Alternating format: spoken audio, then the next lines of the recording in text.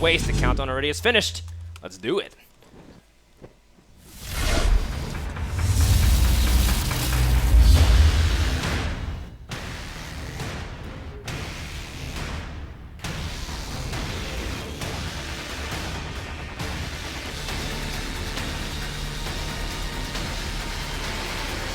Akalon wastes. Welcome to Akalon Waste in the top left corner of the map from Team Root Gaming. Currently up 1-0 over his opponent. We have Minigun from USA.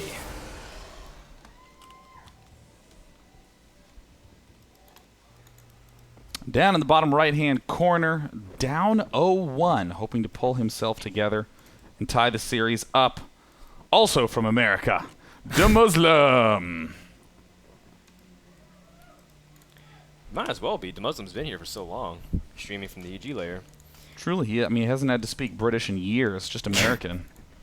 I know. By now he's familiar with everything. DeMuslim's going for a command center first. I mean, a little bit of a meta game play. Will be spotted by Minigun. Ah, that's very nice. That's really cool. You don't really see probe scouts too often. Yeah. At least this early on. But it's going to work out perfectly in his favor. As we have seen, I've seen DeMusliM go CC first and play pretty standard from that point, but to do it right now when you're down 0-1, I think it's a nice risk, but at the same time it is a risk nonetheless. Command center planted, double barracks soon to follow. How will Minigun answer? Most of the time players answer by halting the cybernetics core, not rushing for it and going straight for the command center, but it looks like Minigun, I mean, he might even chrono out his first zealot. Oh, yeah. You can pressure that way. Oh, yeah. A standard Zealot Stalker Mothership Core pressure is very annoying. It's really quite a pain. And then some players like Max said even like chronoing the first Zealot no matter what to pressure scenarios like this as well. Oh, yeah. I mean, like the Gateway followed by Pylon and then Gas for the guaranteed chrono on the Zealot. That is so popular nowadays because, I mean, you get the Scout out, punishes players who do anything but Reaper, really. And, of course, it obscures you in expansion. Yeah. But DeMusliM will just continue as normal plan. Now, Command Center first does give you a lot more minerals, but you do delay your medevacs just slightly, assuming you do stay on 2 barracks. We've seen players like Tasia, even in this matchup, go for 3 barracks before doing anything. Just want to be safe against early Protoss aggression, which might be the case at Minigun, which doesn't seem to be doing anything terribly different. He is going for a slightly quicker Nexus, though, this time, just like you were mentioning, Sean. Good call. Yep. Well, I mean, nothing wrong with just a one-gate Nexus play. Mothership is going straight cross-map, and I mean, if you do manage to spot this, you can rush out with your Marines and pick it off with ease. And we've seen some people try doing that in the past, but for the most part, it feels like Terrans have kind of stopped doing that early poke in Terran vs. Protoss, you feel? You know, where they used to go to try to force out the early photon overcharge. Yeah, we don't see a lot of that baiting going on. No bunker for DeMusliM. Very cool adjustment. He scouted the early Nexus. Well, there's the early Stargate. Minigun decides to be himself. There's nothing wrong with being yourself, Chad. It's totally reasonable play, Chad Jones. And Minigun will scout with the Mothership Core and see pretty much what he's expected as well. There's nothing really too out of the ordinary, but you never know. Maybe a 3rd command center just out of the blue might be something worth scouting. Well, there's the double barracks play. He sees the double gas. He knows exactly what's up. Uh-oh. Minigun knows the strength of the Mothership Core. Throwing some rocks on that Marine's head that will cause the Marine to back up.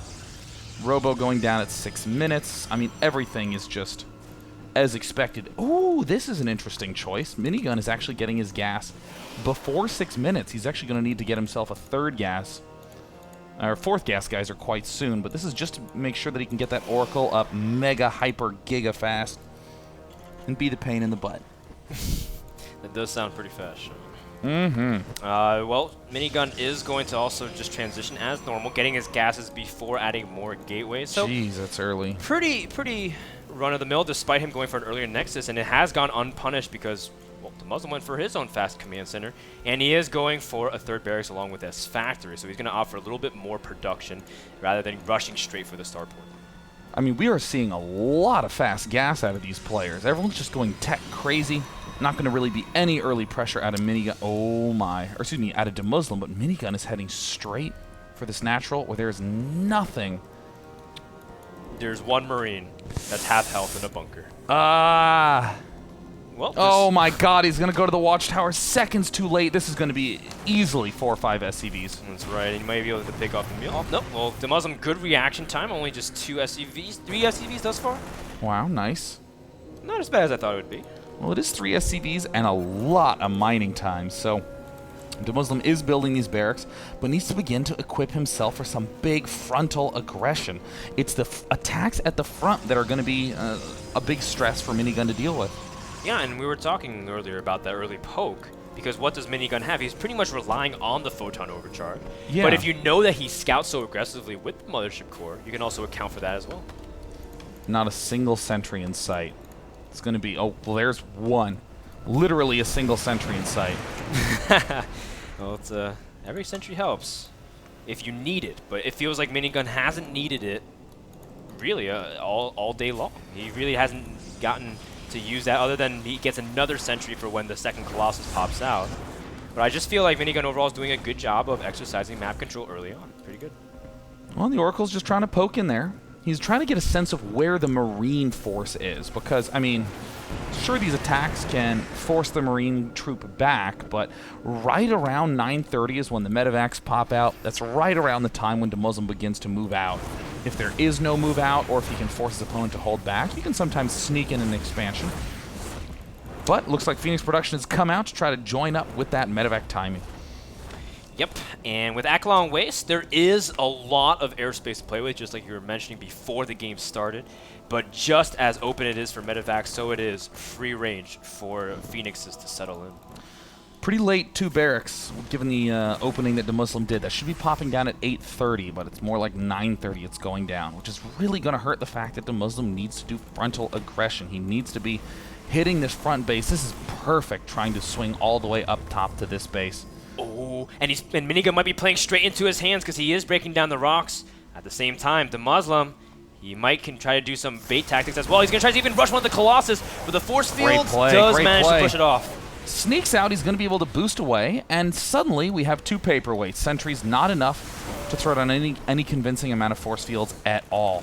So either Minigun can burn his gas, building kind of needed sentries, or he just can't expand. Well, I think he's just going to go for expand instead and try to play it. Minigun likes to play it fast and play it loose, Sean. That's the only thing I've picked up from today's play.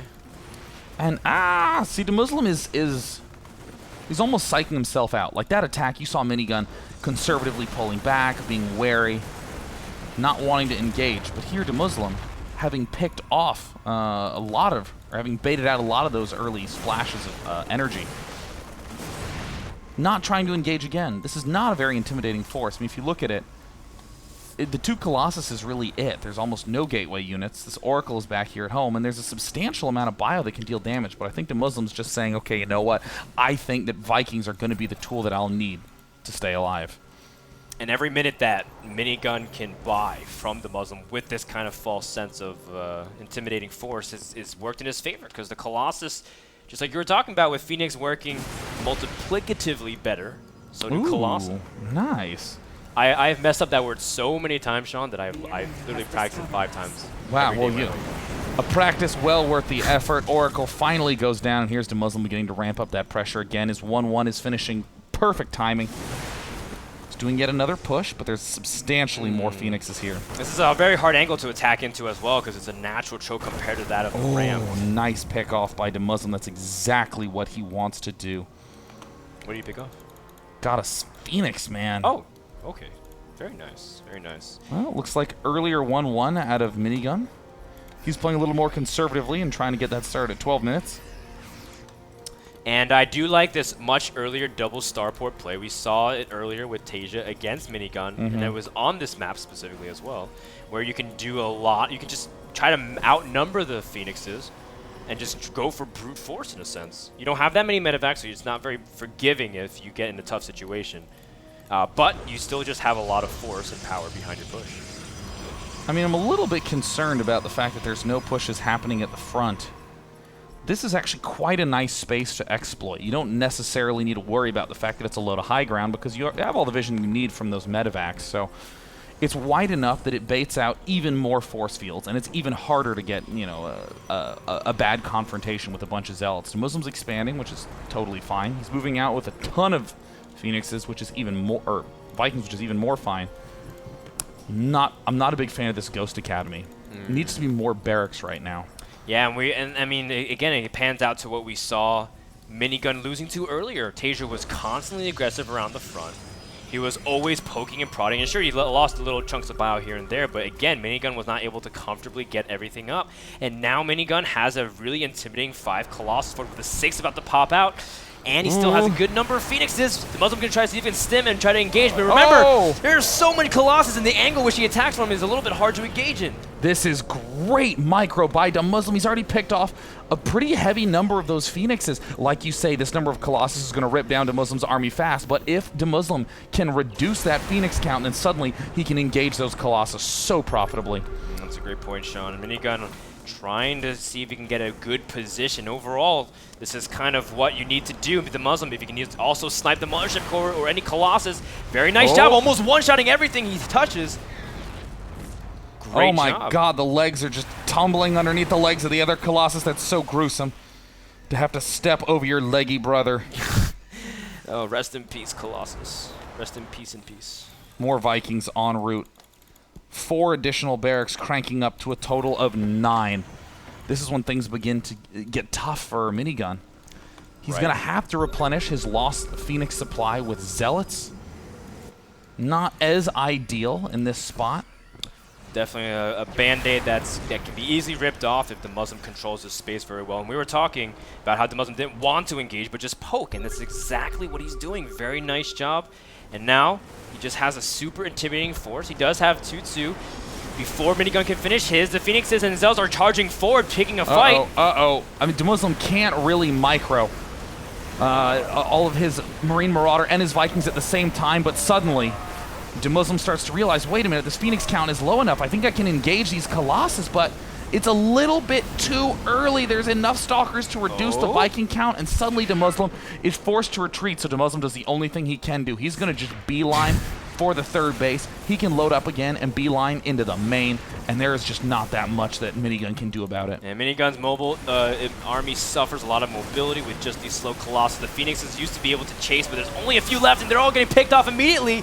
Only 1 Phoenix remains, are the ones that was chasing, and now DeMuslim's in the main base. He is going to take out this Stargate, which has been such a bane of his existence. And now DeMusliM will try to retreat out. Should be able to escape with most of his army. Tiny drop from DeMusliM doing massive damage at the third base. Phoenixes try to pick that off too, but the Phoenix number has dropped down to nearly 2. That's not going to be enough to try to eliminate this Viking, or excuse me, this swarm of medevacs. In the meantime, DeMusliM is continuing to macro up, even though he suffered some pretty heavy losses in that battle. His 4th is up. It's mining comfortably. He's re-macroed up a very nice force. 73 versus 79 workers.